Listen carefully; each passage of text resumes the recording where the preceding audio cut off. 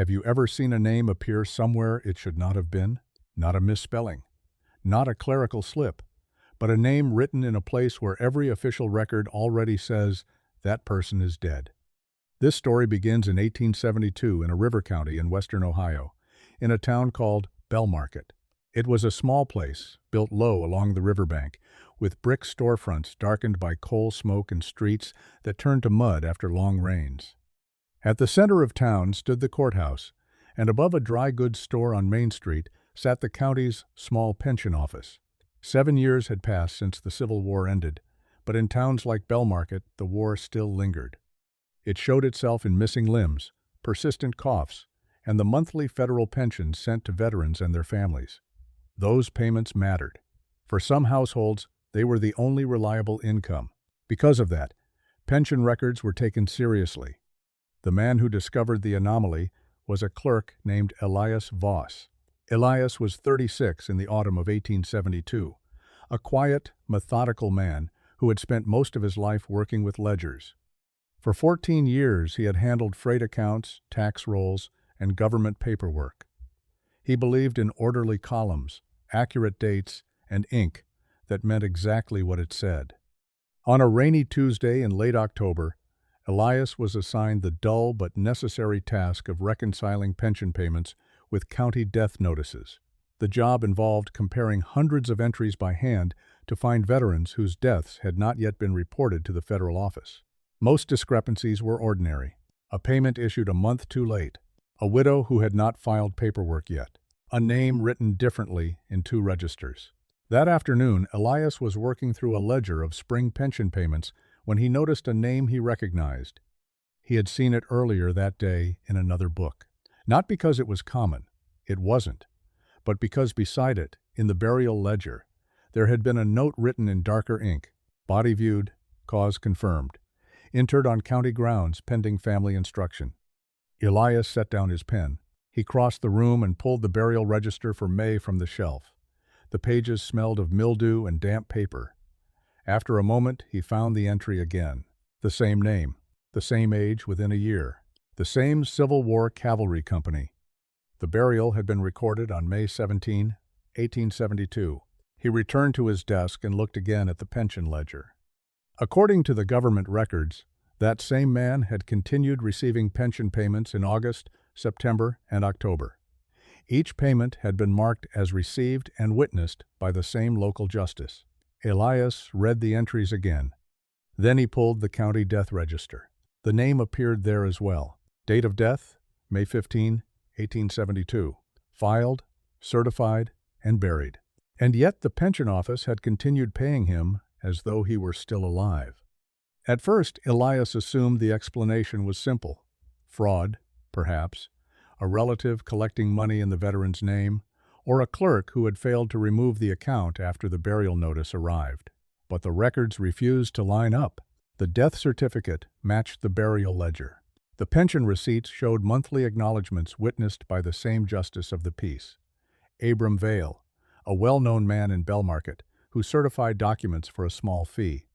Elias placed the 3 volumes side by side on his desk.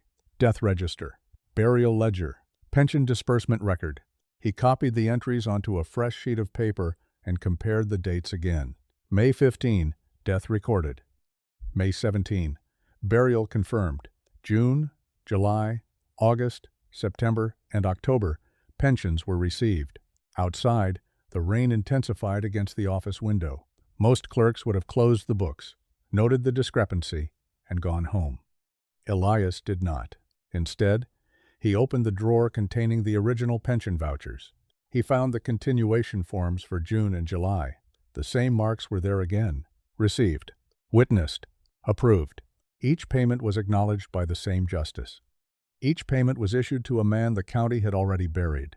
By the time Elias finally put on his coat that evening, the problem no longer looked like a simple accounting mistake. It looked like something far stranger. A man buried in May, a man paid in October, and a witness in Belmarket certifying that the same dead veteran had appeared month after month to collect what the government still believed it owed him. The next morning, Elias arrived at the pension office earlier than usual, long before the dry goods shop downstairs opened. The rain had passed, but the sky over Belmarket was still gray. Inside the narrow office, nothing had changed. The same ledgers sat on his desk exactly where he had left them the night before. Only now did they no longer look routine. Elias removed his coat, rolled up his sleeves, and laid out the sheet of copied entries he had made. When a man spends enough years working with records, he learns a simple rule. The first inconsistency is rarely the real one. So Elias began again from the beginning. He started with the death certificate. The coroner's files were kept in a cabinet near the back wall, arranged by month. Elias located the folder for May 1872 and opened it on his desk. The certificate was there. It stated that the veteran had been found beside a river path on the evening of May 15th. No signs of violence. Cause of death: heart failure brought on by exhaustion and age. The body had been identified by a military pocket document and by 2 farmers who recognized him from visits to town. It was the sort of death that rarely raised questions. Elias read the certificate twice. Then he checked the burial ledger. The entry confirmed what the certificate recorded. The man had been buried 2 days later on county grounds. No family present. The burial was handled by the local undertaker. Everything about the record looked final, which brought Elias back to the pension ledger. He opened it again and traced the payment column with his finger. June, July, August, September, October. 5 payments issued after the burial. Beside each one was the same notation: received in person. Witnessed by Abram Vale, Justice of the Peace. That phrase troubled Elias more than anything else. If the ledger had simply read received, someone else might have collected the money on the veteran's behalf. But received in person meant the recipient had appeared before the witness himself. Elias closed the book slowly. If the records were correct, only one person in Belmarket could explain the discrepancy: Abram Vale. The Justice of the Peace kept a small office beside the feed store 3 blocks away. Vale was known in town as a man who certified documents quickly, provided the paperwork looked acceptable and the fee was paid.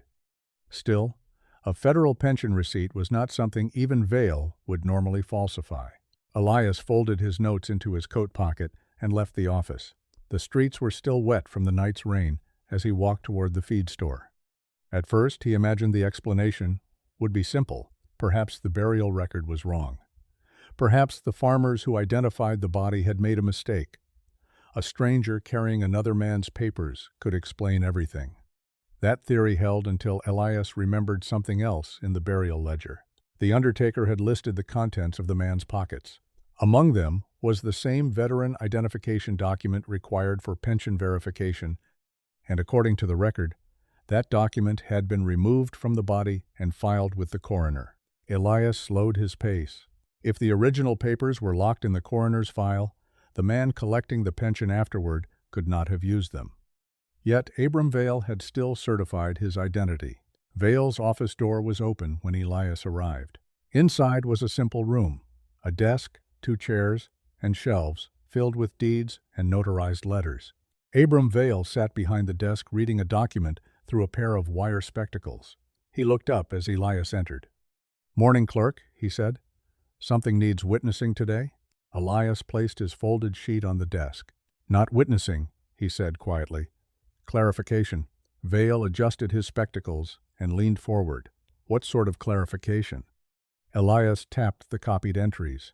"These pension payments," he said. "You witnessed them yourself?" Vale glanced over the page and nodded. "Looks like my mark. Pension confirmations. Happens every month." "And the man who collected them," Elias said. "Do you remember him?" Vale shrugged. "I see a lot of veterans. It's hard to remember them unless something stands out." Elias paused before speaking again. "The reason I ask," he said carefully, "is that, according to the county burial register, the man who collected these payments was buried 5 months ago." Vale did not answer immediately. He studied the name again, as if seeing it properly for the first time. Then he removed his spectacles and wiped them slowly with his sleeve. When he looked back at Elias, his expression had changed. "That can't be right," he said quietly, "because the man who collected those payments," Vale gestured toward the floor beside his desk, "was standing right here In this room. Elias stood across from Abram Vale's desk, with his hands folded behind his back. The copied ledger entries lay between them. "You're certain?" Elias asked. Vale nodded slowly. "As certain as a man can be about something he's seen more than once," he said. "He came in regularly. First time in early summer. June, maybe. Said he'd been traveling. Asked me to witness his pension confirmation. Do you remember his face?" Vale rubbed his jaw. Thin fellow. Beard going gray along the chin. He walked with a stiffness in his left leg. "War injury," he said. The description matched the one recorded in the veteran register. "And you spoke with him?" Elias asked. "Of course," Vale said. "A justice doesn't sign federal confirmations without asking questions." "What sort? Name, company, residence." "The usual things."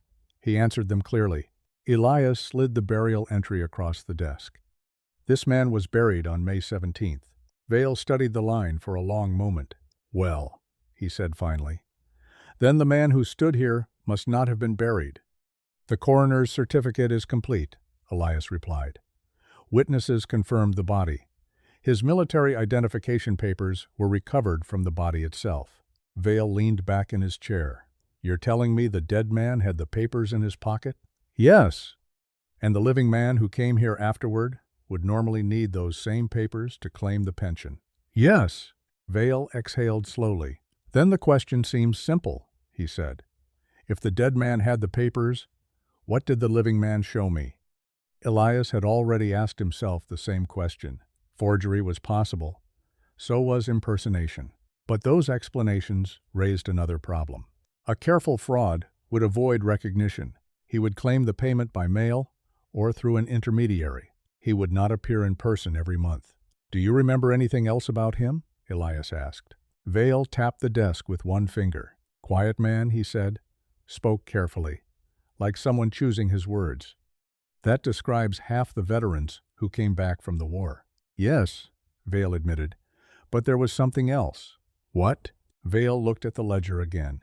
He seemed tired. "Tired?" "Not like a man who had worked too long, the kind of tiredness you see in someone who hasn't slept in weeks." Elias let that pass.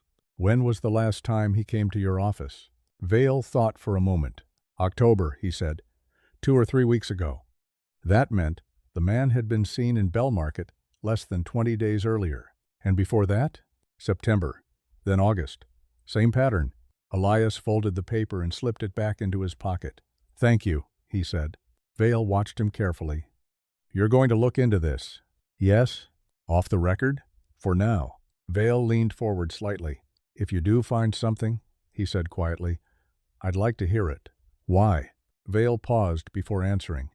"Because if that man was buried in May," he said, "then I spent 5 minutes shaking hands with a corpse in June." Elias tipped his hat and stepped back into the street. Bellmarket looked exactly the same as it had an hour earlier. Wagons moved through the mud. Children crossed the square toward the schoolhouse. Nothing in the town suggested anything unusual had happened. But Elias walked more slowly now. The question had changed. The night before, he had been trying to explain how a dead man could still receive pension payments. Now he needed to know where that man went after leaving Abram Vale's office. Elias returned to the pension office shortly before noon and opened the ledger again. June, July, August, September, October. 5 payments. 5 confirmations witnessed in person.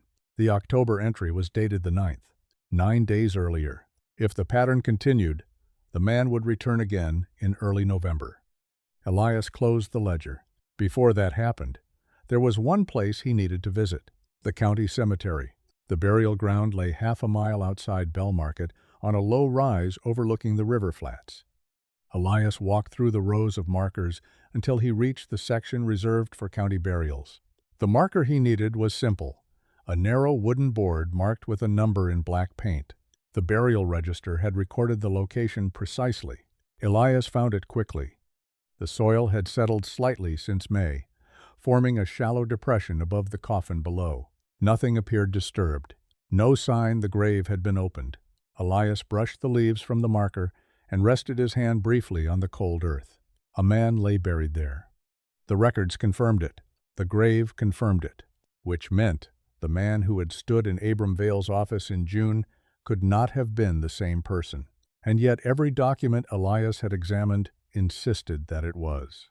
Elias stood and looked back toward Belmarket. Somewhere in that town, a man had been collecting the pension of someone buried beneath the ground where Elias now stood. The question was no longer whether fraud had occurred.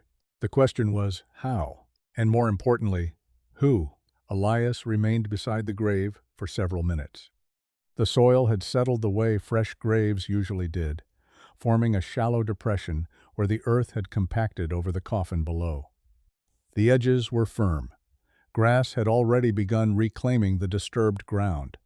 Nothing suggested the grave had been opened since the burial in May. That fact should have been reassuring. Instead, it made the situation harder to explain. If the body still lay beneath that soil, then the man who had appeared in town afterward was not simply mistaken for someone else. Someone had deliberately taken the dead veteran's place. Elias left the cemetery and walked back toward Belmarket.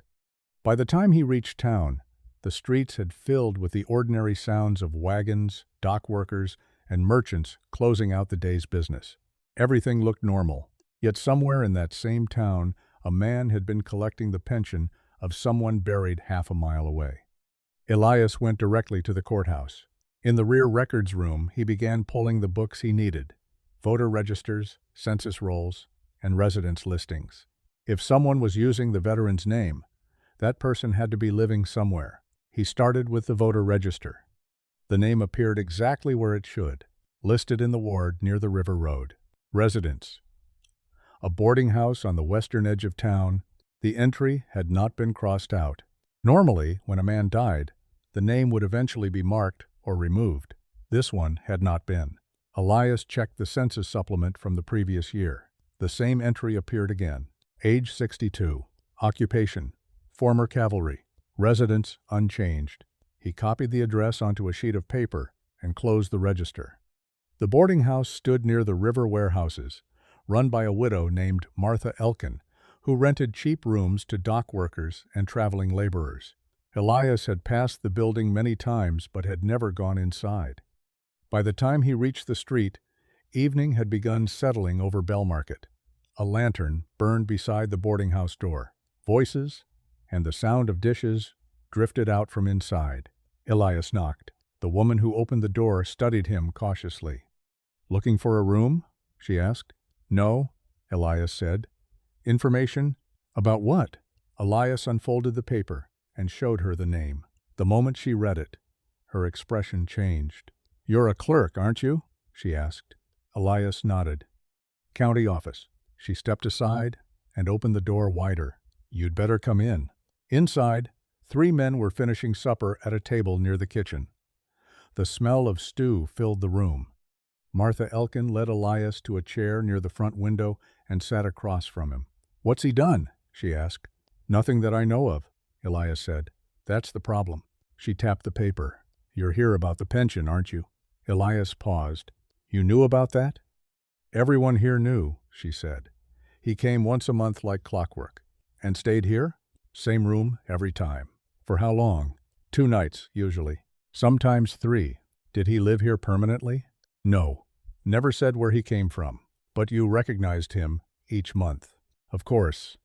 A landlady remembers people who pay on time." Elias folded his hands on the table. "The reason I'm asking," he said carefully, "is that, according to county records, that man died in May." Martha Elkin stared at him. Then she gave a short laugh. "Well," she said quietly, "that's interesting." "Why?" She glanced toward the staircase.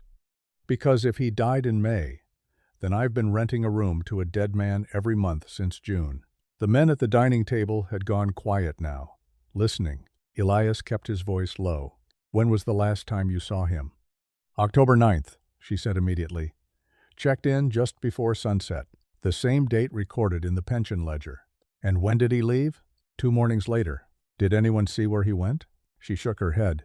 "He always left before sunrise." Elias hesitated before asking the final question. "And the room he used, is it occupied now?" Martha Elkin stood. "No," she said. "It's been empty since he left." She looked directly at Elias. "But if you want to see it, clerk. She gestured toward the staircase. I can show you. The staircase creaked as Elias followed Martha Elkin to the second floor. At the top, a narrow hallway stretched ahead under the light of a single oil lamp. 5 doors opened along the corridor. 4 were closed. The 5th stood slightly open. Martha stopped beside it. That's the one, she said. Elias studied the door briefly before stepping closer. When did he first stay here? He asked. Early June, Martha replied. A few weeks after the river flood that year. And he asked for this room specifically? No, just a bed for the night. She pushed the door open. The room inside was small. A narrow bed against the far wall, a wooden chair beside a washstand, and a single window overlooking the alley behind the building. Nothing else. Elias stepped inside. You cleaned the room already? He asked. Yesterday, Martha said. Figured someone else might need it. Elias crossed to the window and looked down into the alley. Lantern light from the docks flickered faintly in the distance. He always left before sunrise? Elias asked. Yes, quietly. Never woke anyone. Elias nodded. That alone was not unusual. Many travelers preferred to leave early. When he stayed here, Elias asked, did he bring anything with him? Martha thought for a moment. A bag, she said. What kind? Canvas. Worn. About the size of a doctor's satchel.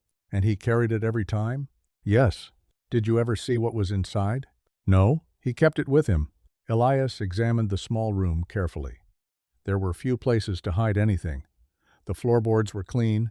The washstand is empty. The chair was worn along the backrest, where someone might have hung a coat. You said he stayed 2 or 3 nights each time?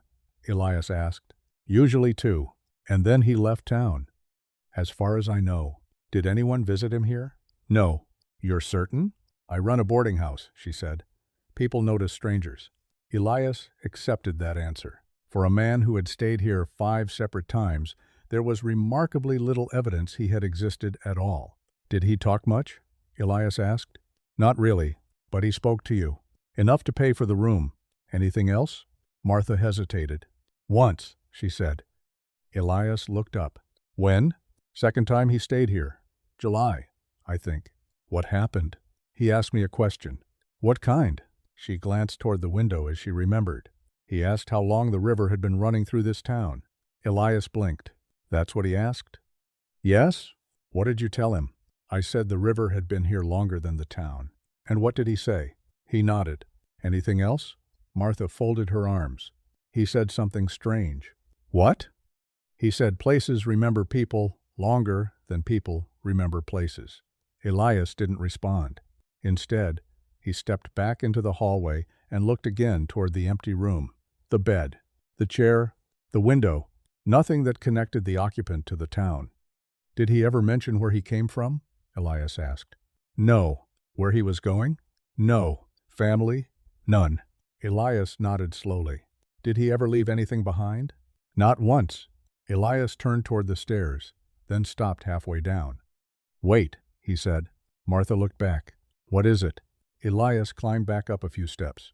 There is one thing he left behind, he said. What? Elias looked down the hallway toward the room again. A pattern. Martha frowned. I don't follow. He appeared in June, Elias said. Yes? Then July, August, September, October. That's right. Always the same week? Yes. And always leaving before sunrise. Martha nodded again. Elias exhaled quietly. He wasn't hiding, he said. Then what was he doing? Elias rested his hand on the stair rail. He was waiting. For what? Elias looked toward the dark street below. For the next pension payment. The realization settled heavily. Whoever the man was, his movements were built around the federal payment schedule, which meant there was only one place he needed to appear each month, Abram Vale's office. And if the pattern continued, the next visit would come in early November, which meant that for the first time since May, Bell Market might have the chance to meet him again. The days that followed passed slowly for Elias. Nothing in Bell Market suggested anything unusual was happening. Wagons still rolled through the muddy streets, and the courthouse bell struck the hour as it always had. But Elias now watched the town differently. The pension ledger remained open beside him whenever he could manage it, without drawing attention. The last entry was dated October 9th. If the pattern continued, the next confirmation would come during the first week of November, which meant the man, whoever he was, would soon appear again. Ilias said nothing to the other clerks. Instead, he continued verifying details quietly. 3 days after visiting the boarding house, he went to the undertaker's shop near the cemetery road. The undertaker, Samuel Ridley, listened with mild impatience as Elias explained the inquiry. "You're here about the burial in May," Ridley said. "Yes, that one was straightforward," Ridley replied. "Body brought in by the coroner. Identification papers confirmed it. Standard coffin, county burial. You saw the body yourself?" "Of course." "And you were certain it was the man named in the record?" Ridley shrugged. "The papers matched. That's usually enough. But you saw his face?" "Yes." "Did you recognize him from town?" "No." Elias paused. "Was there anything unusual about the body?" Ridley thought for a moment. "Nothing obvious," he said. "Older man, hard years in his face." Then he added one more detail. "The coat was wrong." Elias looked up. "Wrong how?" "Too large," Ridley said. "Sleeves hung past his wrists by a couple inches. Could it have been borrowed?" "Maybe," Ridley said, "or just worn out." Elias left the shop with that detail lingering in his mind. If the coat had not belonged to the man wearing it, then the identification might have been wrong from the beginning. Over the next several days, Elias watched the streets of Bellmarket more closely than he ever had before. Strangers passed through the town every day, dock workers, wagon drivers, and travelers heading west. Yet every time he saw an older man walking with a stiff step, his attention sharpened. None of them were the man he was looking for. By the 5th of November, the cold had settled firmly over the valley. Elias waited. If the pattern held, the man would appear soon. On the evening of November 6th, Elias stayed late at the pension office under the pretense of reconciling additional ledgers. By the time the courthouse bell struck 7, the building was empty. An oil lamp burned beside his desk. The ledger lay open to the October entry. 8 o'clock passed. Then 9. At 9:30, Elias began to wonder whether the man would come at all. Perhaps the pattern had ended. Perhaps whoever had been collecting the payments had finally stopped. Elias closed the ledger and reached for his coat. Then he heard footsteps in the hallway. Slow, careful. The steps stopped outside the door. A moment later came a quiet knock. 3 soft taps. Elias crossed the room and opened the door. A man stood in the hallway. Thin, gray beard along the chin. His coat hung loosely on his frame, the sleeves extending past his wrists, exactly as the undertaker had described. The man removed his hat politely. "Evening," he said. His voice was calm, almost tired. "I believe I'm here for my pension confirmation." Elias studied him carefully. He had never seen the veteran before, yet the resemblance to the records was exact. Age, build, the stiffness in the left leg, everything matched. For a moment neither of them spoke. Then Elias stepped aside. "Come in," he said. The man entered the room slowly, glancing briefly at the shelves of ledgers along the wall. As though he had seen the room before, Elias closed the door behind him. The man approached the desk and rested his hands lightly on the wood. "Forgive the hour," he said. "Travel takes longer this time of year." Elias opened the ledger. The November column waited blank. He dipped his pen into the ink. "What is your name?" he asked. The man answered, without hesitation, "The same name written in the burial register. The same name is recorded on the county death certificate." For the first time since the investigation began, Elias felt the full weight of the situation, because the man standing in front of him had died 6 months earlier. And yet he was calmly waiting for the government to pay him again. For several seconds after the man spoke his name, Elias did not write. The pen hovered above the ledger while the lamplight flickered across the page. The man waited patiently. He did not appear nervous. If anything, he seemed accustomed to the pause. "You've been here before," Elias said. "Yes." "How many times?" 5. The number matched the ledger exactly. June, July, August, September, October. "Where have you been staying?" Elias asked. "A boarding house near the river." "Martha Elkin's house?" "Yes." The answers came easily. Elias dipped the pen in ink. Before I complete this confirmation, he said carefully, there are a few questions. The man nodded. Your full name. The man repeated it. Elias wrote it slowly in the ledger. A dead man's name entering the record for the 6th time since his burial. Your military company. Correct. Your service dates. Correct again. Elias set the pen down. There is one more matter. The man waited. According to county records, Elias said quietly, you died on the 15th of May. Silence filled the room. The man looked down at the ledger. Yes, he said. Elias blinked. Yes? That is correct. You're saying the record is accurate? Yes. Elias leaned forward. Then how are you standing here? The man met his eyes. That is difficult to explain. I would appreciate the attempt. The veteran rested a hand on the desk. You work with records, he said. Yes. Then you understand that records simplify things. Birth, service, death. That is their purpose. But life is rarely that orderly. Elias studied him. You're suggesting the record is incomplete. I'm suggesting, the man said quietly, that death is not always the end people imagine. Elias felt the faintest chill in the room. You were buried, he said. Yes. You were identified. Yes. And yet you've been collecting your pension every month. Yes. Why? The man considered the question. The government promised payment for my service, he said. That promise does not disappear simply because circumstances become complicated. But the government believes you're dead. That is true. Then officially, you should not exist. The man gave a faint smile. Many men returned from that war feeling the same way. The remark carried no humor. Elias allowed the silence to stretch. Finally, he asked the question that had been waiting since the man entered the room. The man, buried in the county cemetery, was that you? The veteran nodded. Yes, that isn't possible. Many things are not possible, the man replied calmly. Until they happen. Elias stood and walked to the window. The courthouse square outside was nearly empty. You expect me to accept this explanation, Elias said. No. Then what do you expect? The veteran looked at the ledger. Only that you complete the entry. Elias turned. Why would I do that? Because the payment belongs to the name written in your book, and that name belongs to a dead man. Yes. Elias watched him for a long moment. If I refuse? Then the system will eventually correct itself. How? The way systems always do. The room fell silent again. Finally, Elias returned to the desk. He picked up the pen. After a brief hesitation, he wrote the confirmation entry. November. Witnessed. Approved. When the ink dried, Elias closed the ledger. There, he said. The veteran nodded. Thank you. He lifted his hat. Elias stopped him with one final question. What happens now? The man paused at the door.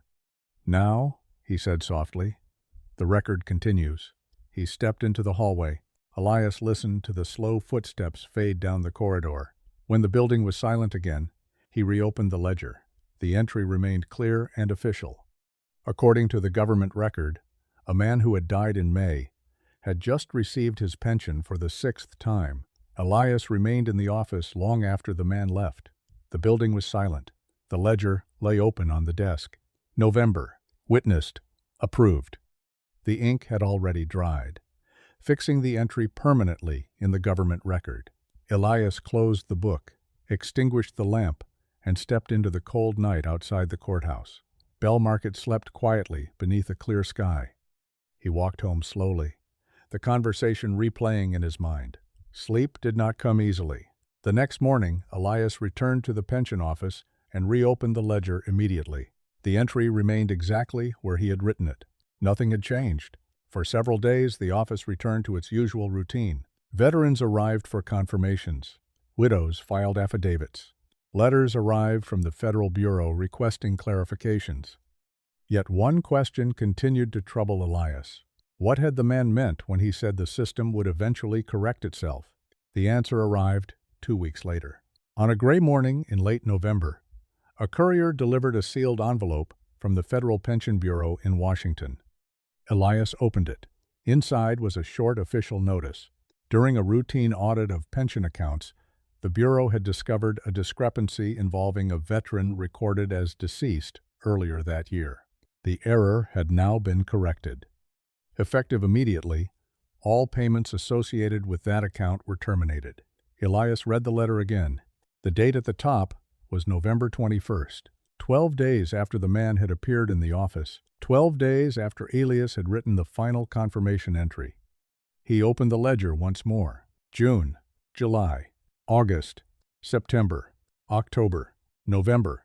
6 confirmations, 6 payments issued, and now the account was closed. The system had corrected itself, exactly as the man had predicted. Elias sat quietly for several minutes before returning the file to the cabinet. The documents remained unchanged. Service record, pension authorization, final notation, account closed. No further payments authorized. That afternoon, Elias visited the boarding house again. Martha Elkin met him at the door. "You're here about your quiet tenant," she said. "Yes? You just missed him." Elias stopped. "When?" "Early this morning, before sunrise." "Did he say anything?" "Only that. He wouldn't be needing the room anymore." "And then?" "He left." "Did you see where he went?" "No." Elias hesitated. "Did he leave anything behind?" Martha reached behind the counter and placed a small object on the table. A coin. An old silver dollar. Elias picked it up. The metal felt cold against his fingers.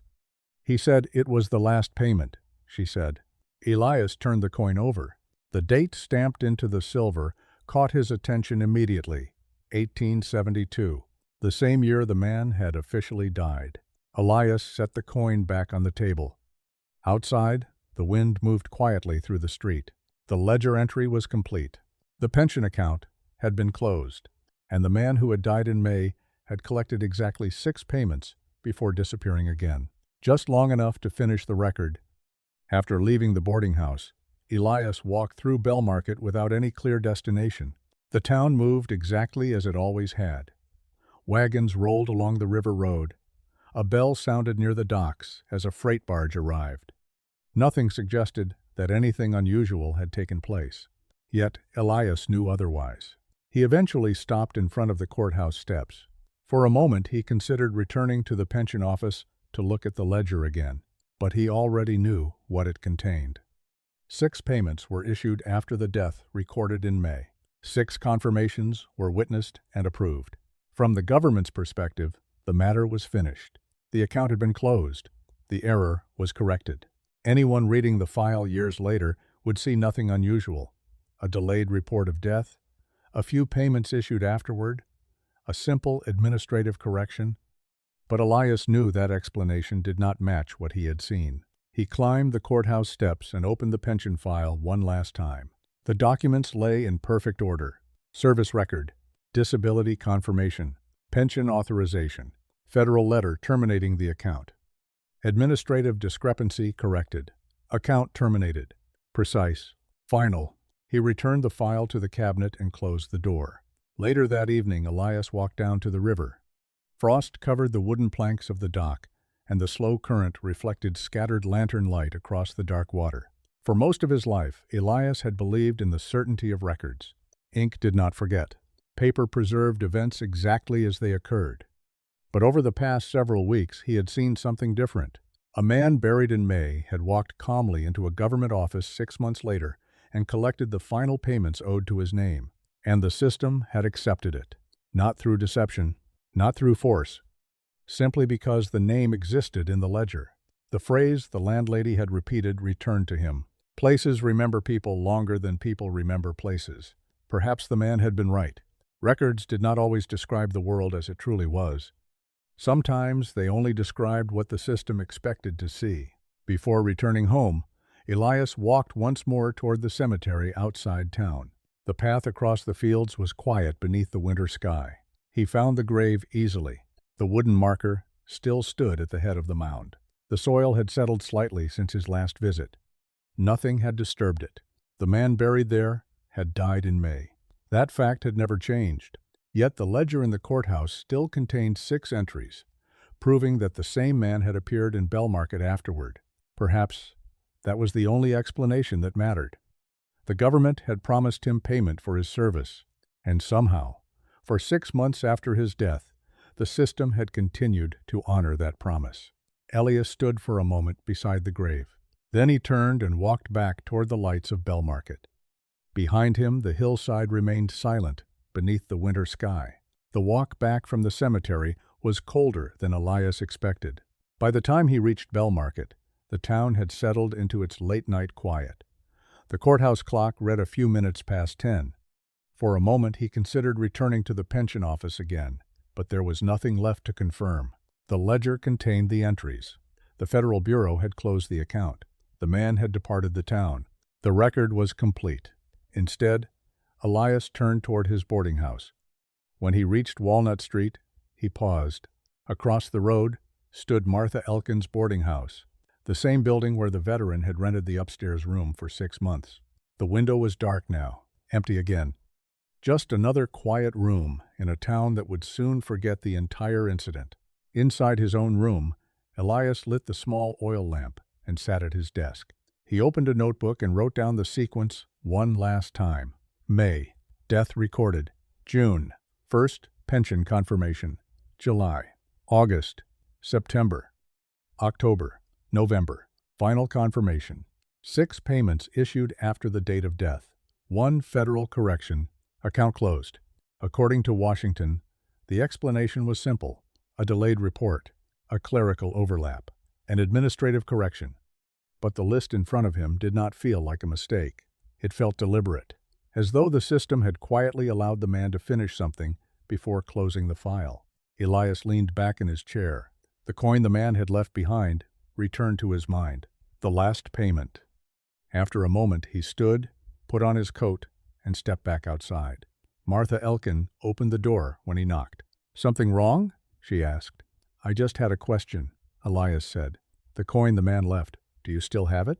She handed it to him. The silver dollar felt cold beneath the lamplight. Elias turned it slowly.